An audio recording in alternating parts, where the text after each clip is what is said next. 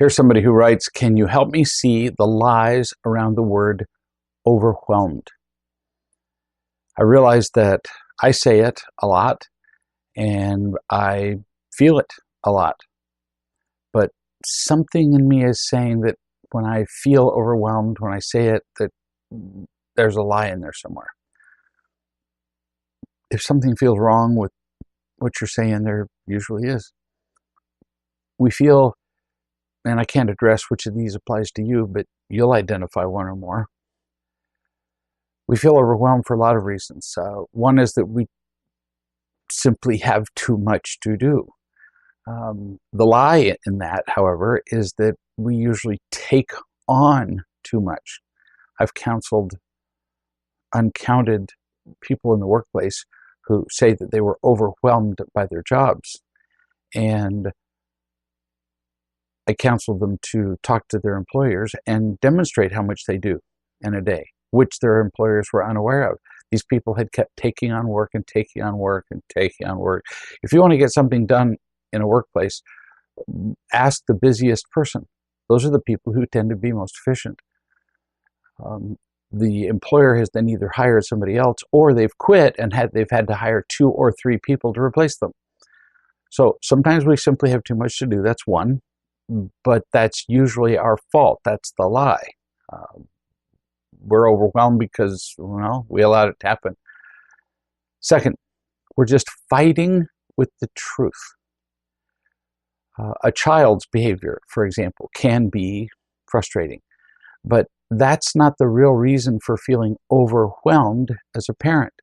The real reason is that we're afraid to consistently do what it takes to really make a difference in that child's life. We're fighting with what we really need to do. So instead of doing what we need to do, which is to love and teach every time, we say, oh, these kids were just so overwhelming today. I don't think there's a day that goes by I don't hear from a parent who says, I'm just so overwhelmed. And I remind them that a week ago they weren't overwhelmed and they had the same children. So what's different? Well, a week ago they were consistently applying the principles that they were learning in the book, the parenting book, Real Love and Parenting, whereas now they're not applying the principles. And so the children's behavior becomes unmanageable with wrong principles. The parents are fighting against the truth. It's not the kids. We feel overwhelmed, third reason, because we feel helpless. We have a boss or an ex-spouse or whatever who creates inconveniences for us that we can't control. And the lack of control feels overwhelming. So what's the lie? The lie is that we have to control it. There are many things you just simply can't control.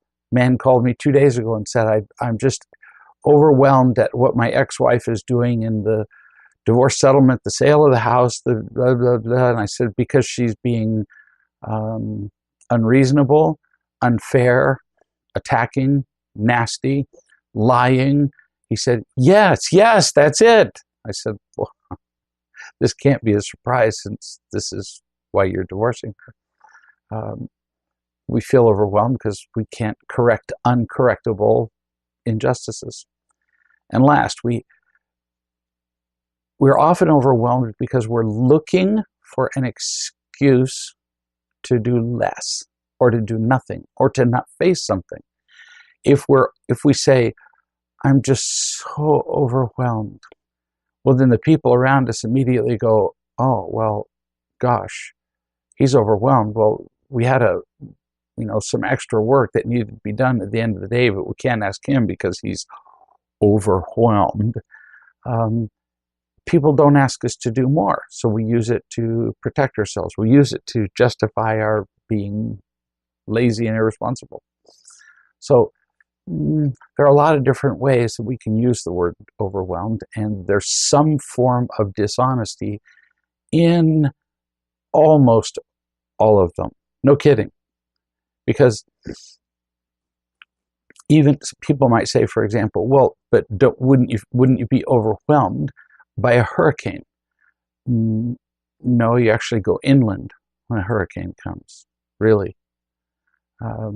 Most of the people in New Orleans who cried and moaned and carried on for years about how nobody gave them enough help were given days of warning and told to leave New Orleans. And they sat in their houses, and the police had to physically drag them out of their houses because they wouldn't go. So then once the hurricane came, they went, oh, we're overwhelmed, we need help.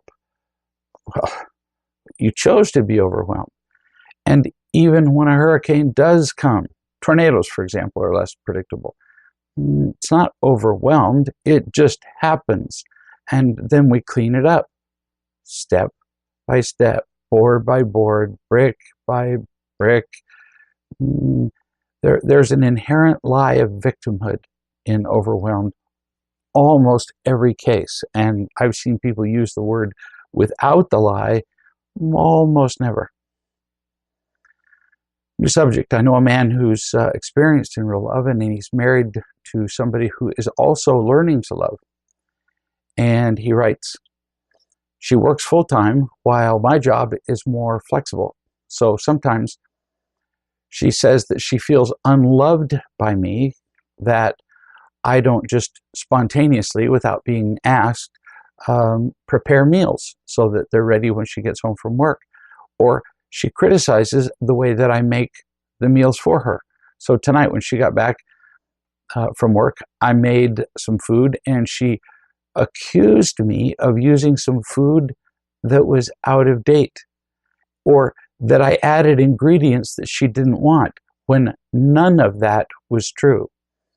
When people consistently accuse you of something that is not true, these are pretty veteran victims usually, and very controlling people. Because if they accuse you loudly enough, you actually get to the point where you begin to wonder if you did do what they accuse you of. You continue, I'm just wondering, what can I do to be more loving regarding this matter? So she criticizes the ingredients of your cooking, which is something that you offer as part of your job, as part of the partnership. This is really not very complicated. It's like what you do when your partner criticizes your driving, which I've discussed on I don't know how many occasions, at least several on the video chats, and certainly a couple at least in the blogs and at seminars and elsewhere. You tell your partner when they criticize you when you're driving, you pull over to the side of the road, really, into a parking lot, and say, you have two choices. I drive. That's the first choice. Second choice, you drive. Those are the two choices. There is no choice number three, which you think exists, but it doesn't, which is that I drive, and then you sit there and make comments about my driving. That's not one of the choices. So I drive, you drive. That's it. Same with the food preparation. I fix the food, or you fix the food. Or I fix the food 4 days a week and you do it 3 days a week. I don't care. But when your partner prepares a meal for you, you don't sit there and grill them. So, was this past the due date? Did you put watermelon in the chicken tikka masala that I'm eating? Which would be pretty obvious and apparent. No, you don't quiz your partner for things that they do. Your partner washes your clothes. You don't say, so was the rinse cycle 8 minutes like I've asked you before? Or did you cheat a little bit and go 7 minutes and 50 seconds on that rinse cycle? No, we apportion jobs and then we let people do their work and we shut up, other than to say, oh, let me go crazy. Grateful. New subject. Today somebody said, today I was kind of tired. So didn't really have an amazingly wonderful day, but just understandable when you're tired or sick. You can't be the same person when you're tired or sick. But I also didn't fuss about it. I just reminded myself that, well, I'll get a good night's sleep tonight and I'll be better tomorrow. Well, since I know the person who wrote this, this is a miracle. No kidding. Parting of the Red Sea. No fussing. This person used to live in fussland, just fussed about everything, anything that was wrong. Fuss. She thought that that was a step. First, you see that something is wrong, you fuss about it for 4 weeks, and then you do something about it. No fussing. Hallelujah. It's a version of this too shall pass. Just let it go. Little inconveniences don't last forever. You continue. I felt particularly grateful today that you love me just as much when I'm happy and doing well as when I'm not. You listen to me just as much. You write me back just as much when I write emails that are full of complaining as when I don't. You celebrate my victories. I love that. Today is not a particularly super amazing day, but I guess really not all days can be super amazing days, can they? The word super amazing would cease to have meaning. And it wasn't a bad day, just wasn't great. So tonight, you continue, I was going to meet a friend. It's the friend that I had told a lot about real love to, and who said that she saw how different I was. We drove by a hospital on our way to where we were going, and she exclaimed, "That's where I work, you know." And I said, "Yeah, I remember that. I remember you telling me that." When we sat down for dinner, she looked at me and kind of hung her head and said, "I lied. I actually got fired from my job 2 weeks ago." And then she told me about it and how angry she felt and how unfair it was, and over and over. And I listened for a while to her, and I also listened to the voice in my head. Call it intuition, call it the spirit, call it whatever you want. Eventually, I told her, "Remember the real love group I told you about before? This is exactly the kind of thing that would be perfect to bring up at a group meeting. This is the kind of thing that we talk about." I told her some more about real love. I told her that her anger was really that she was afraid of not being lovable. You get fired, you're useless, you're obviously damaged and defective, or they wouldn't have fired you. We started talking about how she's so afraid of people, afraid of others being angry at her, which is, very likely to have contributed to her being fired.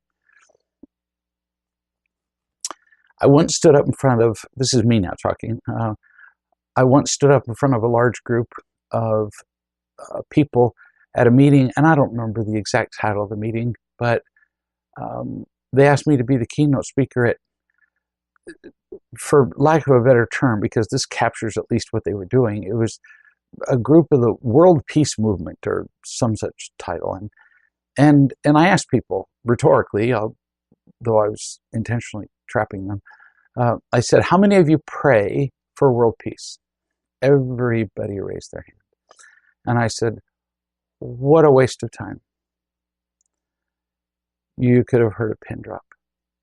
I said, "It's a waste of time to pray for world peace if you're not doing something about the conflict and the fear and the contention and the confusion that's going on all around you right now, like this woman just did with her friend." Which is more effective, for her to say a prayer, "Well, please help her that she'll find a job," or to actually talk to her and give her a place that she can feel understood, cared for, cared about. It's a wonderful thing she did. Like responding to anger with love. That is what's going to bring us world peace. Not people's superficial prayers that are followed by nothing. Like sometimes simply shutting our mouths at the little injustices that go on around us all the time. You continue. At one point she asked, "So what do I do about these feelings that I'm having? The anger, the unfairness." I told her that she needed to share the truth about them to people who are safe, to people who can accept and love her. I told her about my own experiences, my own wounds, healing from all the love I now have in my life. It was a really cool conversation. And this person is fairly inexperienced and not really naturally prone to share new things with people. When we got back in the car, she reached out for my hand. That's how touching this was. So I held her hand in mine for a while as we kept talking, this is how you get to world peace. I saw how this was kind of blowing her mind. Nobody had ever told her things like this before. Just holding her hand is amazing. That took real guts on your part. You continue. On the way home in the car, she said, as soon as this happened, I knew I wanted to talk with you about it because I knew that you wouldn't judge me. I said, well, I'm happy you told me about it. And she said, that feels so good to hear you say that because I'm always so scared of bothering people or being criticized by people or having people think less of me. It was quite fascinating to see how she would soak up what I said. You just created a life-changing experience for your friend. And it wasn't like in the aftermath of a hurricane, offering hurricane relief. It was not some huge visible act like helping to put out a forest fire. You just reached out and touched a human soul. That's how we can make a difference in the world. Pick up a newspaper and I suppose you could be horrified. Wars everywhere, people arguing, lying, cheating, selling substitutes for love and happiness everywhere. Picking up a newspaper could give you PTSD. But you reached out and touched a soul. And that's how we changed the world.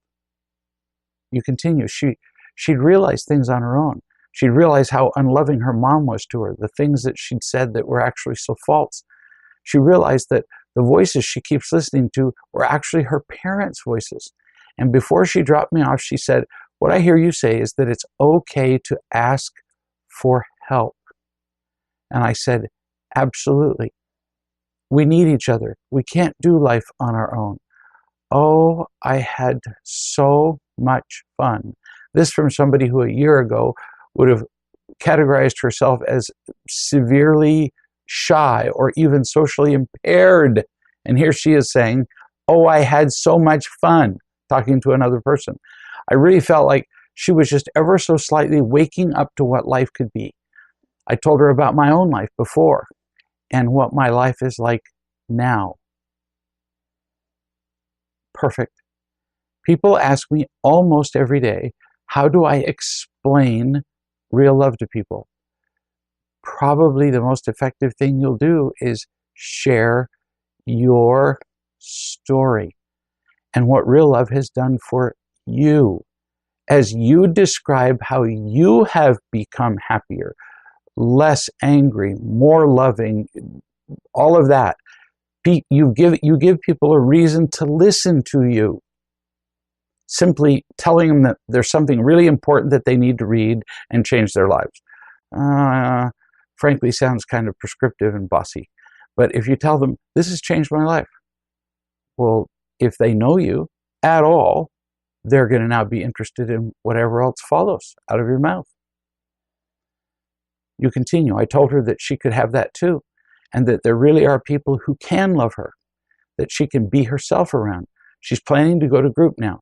Right now, I feel like this is just so new to her. It's still kind of overwhelming. She can't quite grasp what I'm saying, but she can feel something. Yes, it may be a foreign language to her in the beginning, but she's feeling different because you are. Beautiful. You conclude. Maybe she's feeling hope. Some of the things I told her, I wasn't sure how she'd respond to. I was a little bold, you could say, which in this lady's case is amazing. But in the back of my mind, I just remembered no fear. And I tried to listen to the Spirit. Even bringing up our need to feel loved felt kind of daring. Well, it is, since unconditional love virtually doesn't exist. Bringing it up to us is daring. But I did. And she took it in. This was good practice for me. People really do respond to the truth. This is, for everybody who's listening, this is a miraculous story. And if you want to know how you can make a difference in the lives of the people around you, this, great example. Here's a mother of a 3-year-old child. Her child's name is Zoe. She said, I want to tell you a story about Zoe. My mom is visiting because while I was off doing something for a week, I needed her help. And their favorite thing to do together is to act out stories with stuffed animals. My mom has been reading a bunch of Indian folk tales to Zoe. Indian, as in the way they say it in the movies, is the spot, not the arrows. Hindu folk tales to Zoe, like kind of like Aesop's fables, except with actually really horrible moral lessons. This is according to the lady who's writing. And what Zoe does is, when she gets to a horrible part of the story, she just rewrites the story to be loving. Like, there's one story where a crocodile has a mean and manipulative wife that tries to kill his friend, and Zoe just deleted his character completely because she's just too mean. There was another story about a fox who would trick a goat into a well and then let it die in the bottom of the well. Yeah, this is a little harsher than Aesop's fables. But Zoe prepares the well beforehand so that the goat has a way to climb out. In yet another story, a mother and a father leave a baby unattended and it gets attacked by a snake. But Zoe intervenes in her version of the story and tells the mommy and daddy that they should never leave their baby alone. It's hysterical to see how she doesn't permit anyone to violate the laws of happiness, even in her stories. This is how kids grow up when they're raised with unconditional love from the beginning. It's a lovely thing to see. They create their own loving worlds. I get asked this all the time. Well, but what do our children do when they get out in the, quote, real world? Well, first, the way the world runs things is not the real world. That's the crazy world. And our children survive in it because they carry the real world with them in their hearts and minds, like this 3-year-old little child who has rewritten stories that are thousands of years old. I got to forward an email from I don't know who, but it says this: one thing I've learned in my older days is that the reason I'm here is to learn about deciding to love. It's a decision. Decide to love or decide not to love. That's what we will be judged on. At the end of our lives, that's how we'll judge ourselves. That is what we will be blessed by. Instead of simply allowing life to make these decisions for us, we decide. Everybody's a mess, and it's our decision to love them or withhold our love. We're totally in charge of that and totally accountable for that. And that's the way that we open the door for God's blessings, which are abundant. It almost seems like a trap in a way to have to love people who are not loving, but it's not. It's for our good. In fact, it's almost selfish to decide to love anybody because we always benefit in return. We're on a new planet when we can see this. Decide to love, decide not to love. I counseled with a couple earlier today, and the arguments were about this and that and this and that, and cooking and cleaning and working and victimhood, and it just went on and on and on and on. No, I finally said the subject is, when are the two of you, or are the two of you, going to decide that you're not going to allow any more unloving words or feelings or facial expressions escape you while you're in the presence of your partner? Once you make that commitment to a zero tolerance to a lack of loving, you get a pretty rich life, like right now. This is from a woman who's experienced in real love. She said, I know you don't pay much attention to the news. I don't ever look at the news, actually.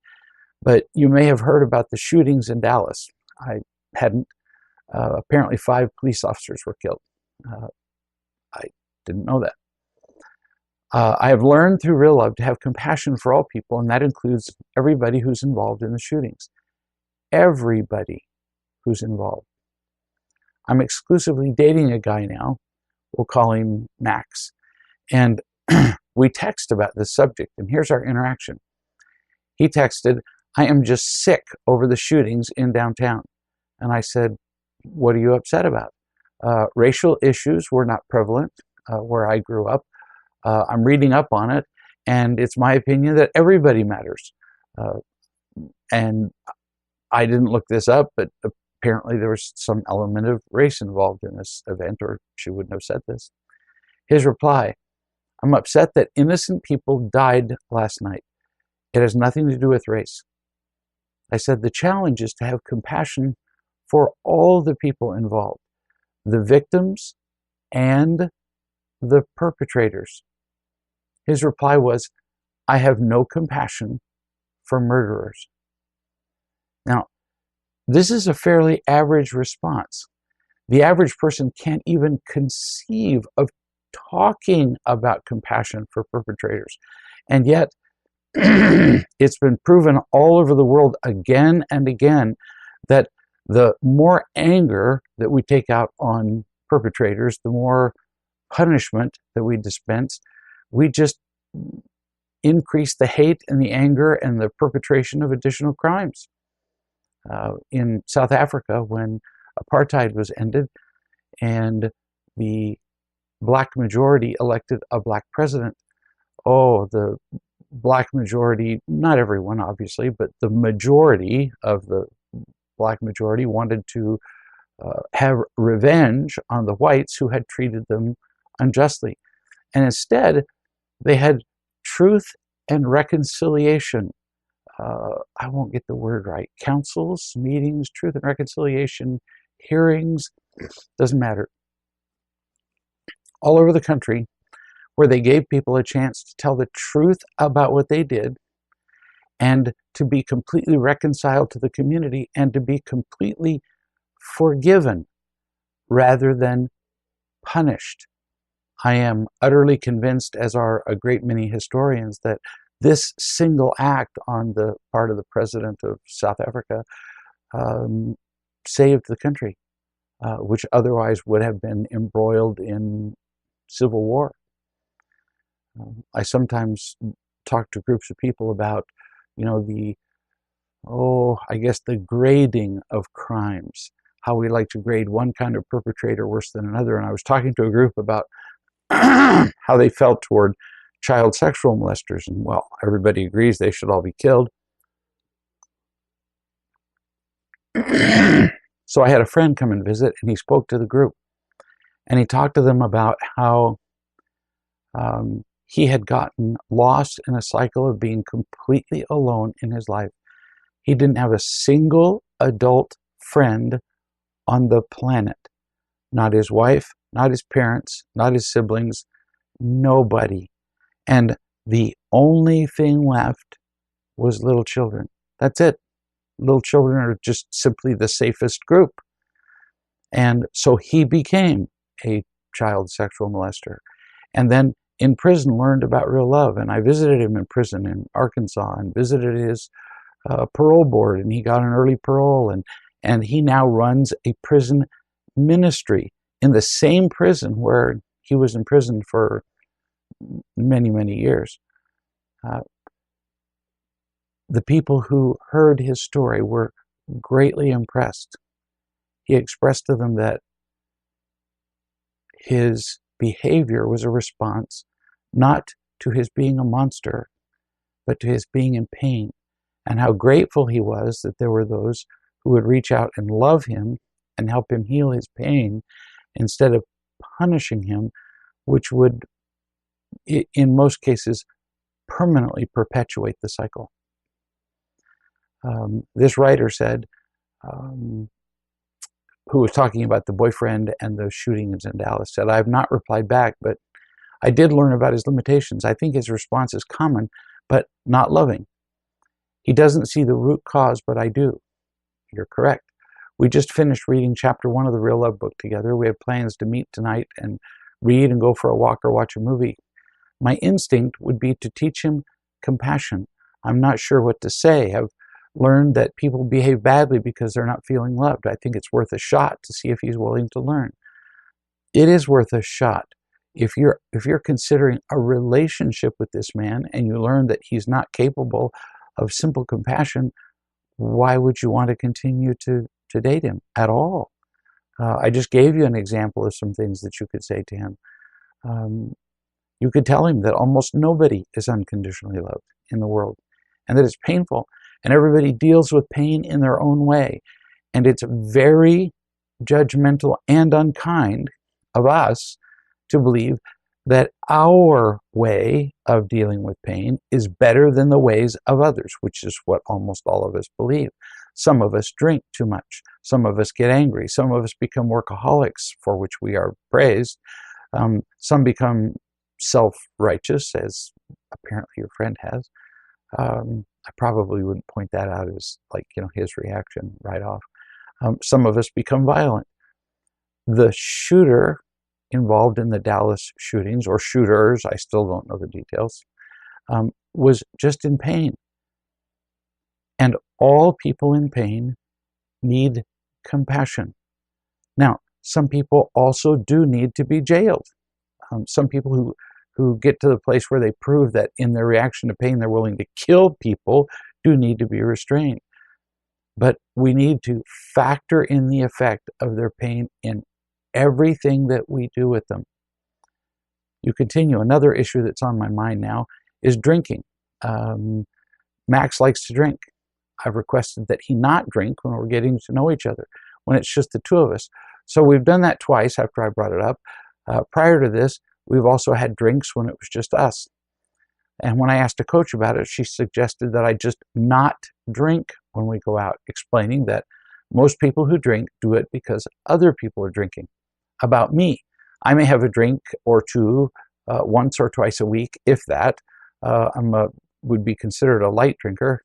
My preference is to have someone who shares my habits or lifestyle, and part of the reason is so that we're available to each other. Every so often I do drink enough wine to where it affects me and I feel relaxed and even a little tipsy. I don't need it, but I do indulge occasionally, and I understand that.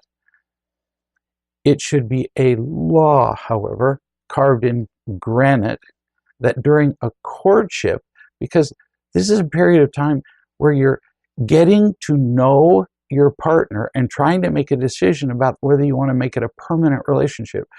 During a courtship, during dating, nobody should ever drink alcohol while with their partner. Learning to have a relationship is hard enough without complicating it with alcohol. How many horrific relationship stories have I heard that began with the phrase, "We went into a bar"? It has absolutely no place in getting to know somebody. You continue. So I've been around Max at a party when he's drinking, and he remains attentive, and he's just as interacting, with humor with others. It doesn't seem to be a problem, but I don't want to miss the signs for potential problems. This is very sneaky, kids, so listen. People often who have been drinking a long time look like they're not affected. But scientifically done studies with control groups have proven that after one drink, everybody's judgment is affected. And the first thing to go when we drink is our ability to know whether we're impaired. So they continue to drink because they don't even know they are drunk. And if you think about how many times you've asked somebody who's obviously intoxicated, "Here, why don't I drive you home?" And what do they say? "I'm okay." And they mean it. They really believe it. So I would discuss all of this with him. I would let him watch this section of the video chat and talk to him about the drinking. The question is, do you want to learn about somebody in a new relationship while your judgment is impaired, or theirs is impaired, or both? Really? It just seems phenomenally stupid to do. You continue. You told me my tendency is to accommodate people. I also do not want to control. So how do I best deal with the drinking? What conversation do I have? Tell him you're enjoying getting to know him, and you don't want anything to get in the way, nothing, which is why you're reading Real Love together, so you can get to know each other.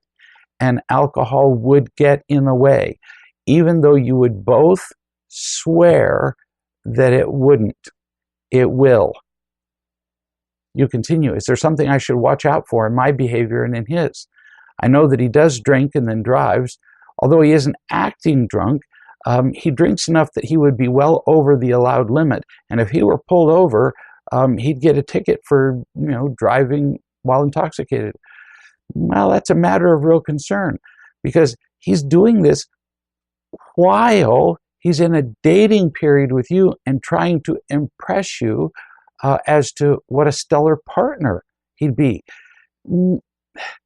I can't count the stories that I've heard where, while people were dating, an alcoholic holds back their drinking to impress their partner, then they get married, and then the full-flowered alcoholism comes out. If he's drinking enough to the point where you say he'd be well over the drinking limit if he were pulled over, while you're dating, the odds are very high that his drinking is a genuine problem. And you'd have to talk to him about this straight out. If you want to keep dating a guy like this, he'd have to be willing to stop drinking. The more he protests about how unreasonable it is to stop drinking, the more likely it is that he's an alcoholic. I've said on many occasions, one of the hallmarks of an addiction to anything, a substance, a behavior, video games, alcohol, whatever, is an unwillingness, in fact, an anger about stopping the behavior. It's dangerous to him, and it's potentially dangerous to you and to others. He's out there driving on the road a 3,500-pound vehicle that can kill people. You say, because if I offered to drive after the party that we went to, he was nervous with me driving, but I drove carefully and I listened to his concerns. He explained that he doesn't like to be the passenger.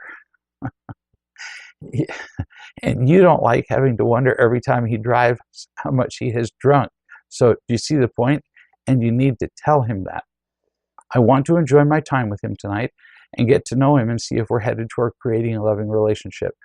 Then, my dear, I would talk about every bit of the stuff that we've talked about here, and very possibly have him watch this section of the video chat. It's not that long. New section. I know a 17-year-old kid who's entitled, opinionated, spoiled, and disrespectful.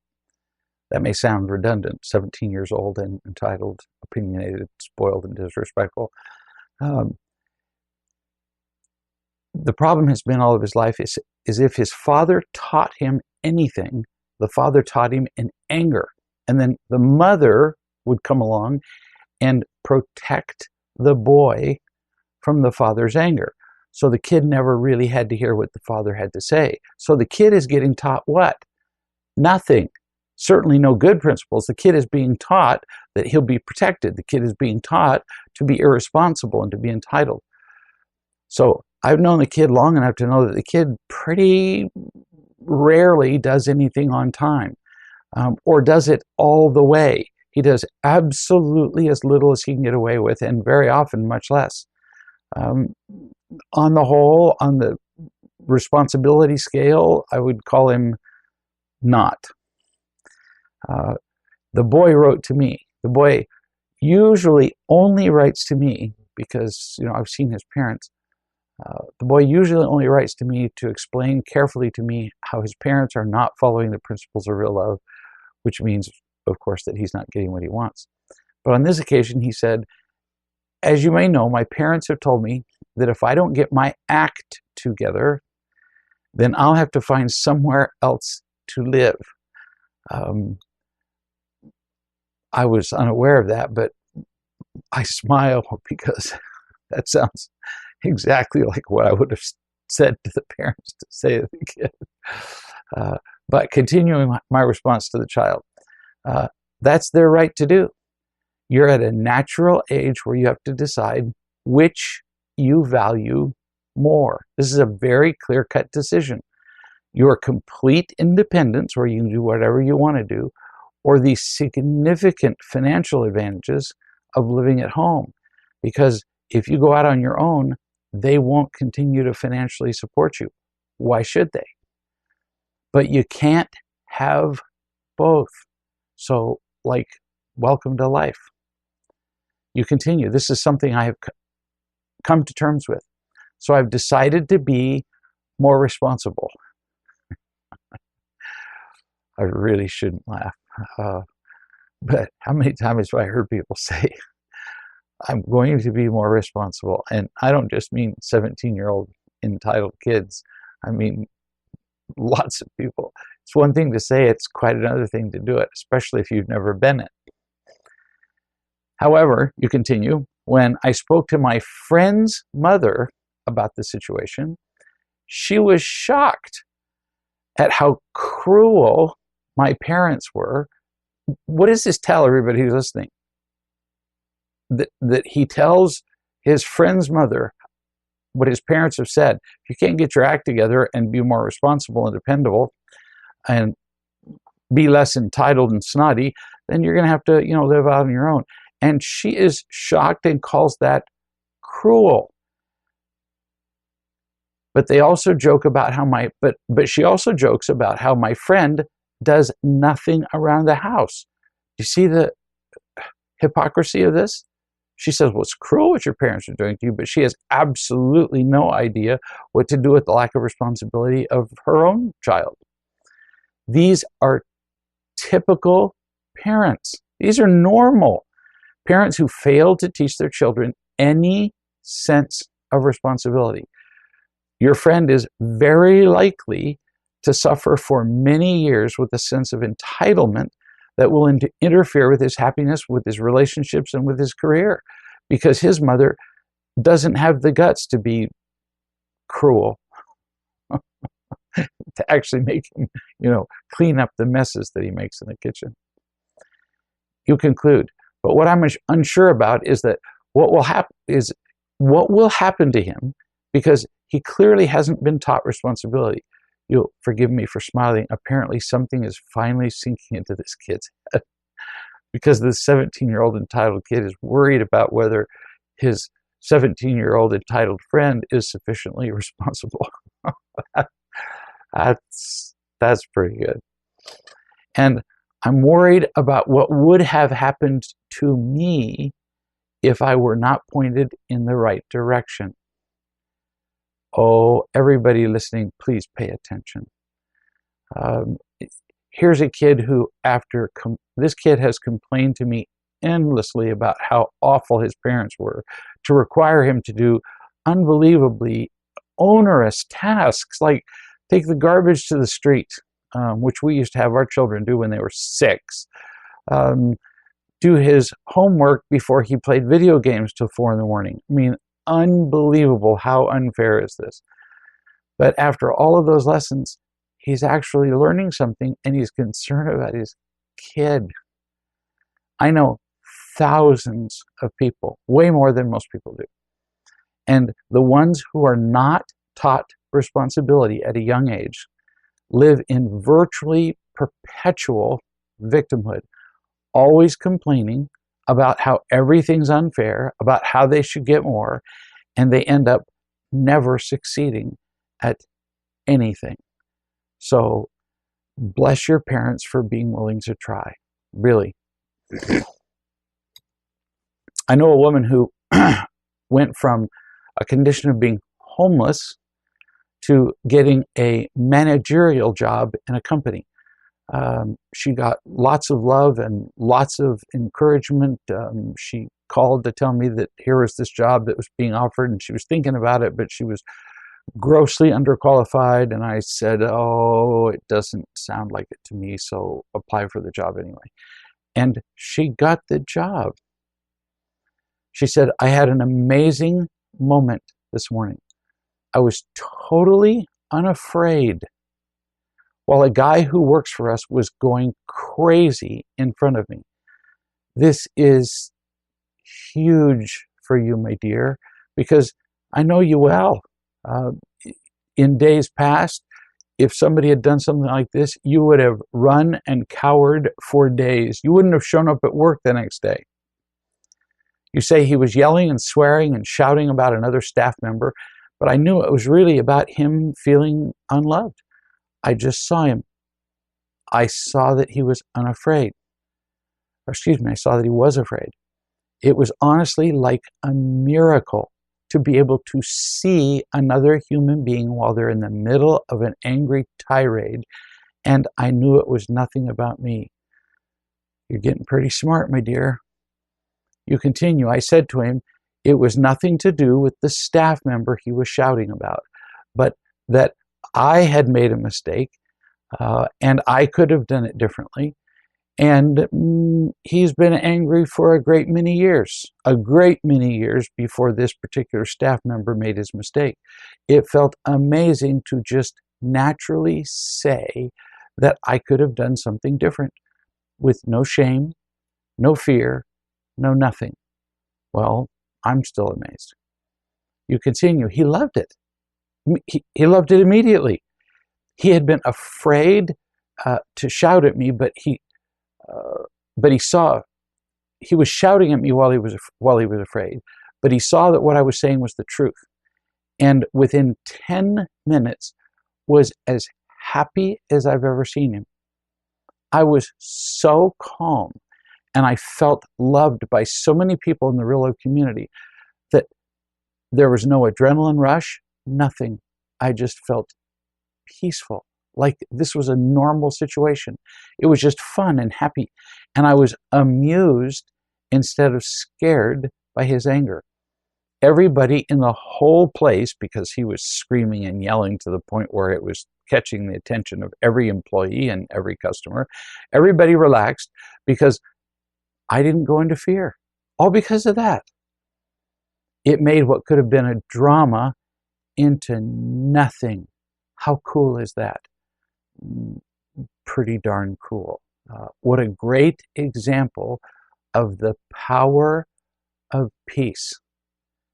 You want to make a contribution to world peace? Do it like this lady did. No kidding. She concludes and says, I have so many happy ideas going on in my head about work. A lot of them are big risks, but if you don't risk anything, you never get anywhere, right? I'm just not afraid. I used to be so afraid of making mistakes, but I've done big things before and I can do big things again. I just choose not to be afraid. This is just simply amazing stuff. These are the kind of miracles that occur at work, in families, in dating, and in fact, already in this video chat, we've talked about dating and raising children in the workplace and just about every place there is to live. And it's all about finding the love that we need. It's all about trusting the love that we find. It's about remembering the love that we have found and trust. And then learning, as this lady did in a managerial situation, to share the love that we find with those around us. And we can create a loving world around us. And that's as powerful as it gets. We'll see you in a week.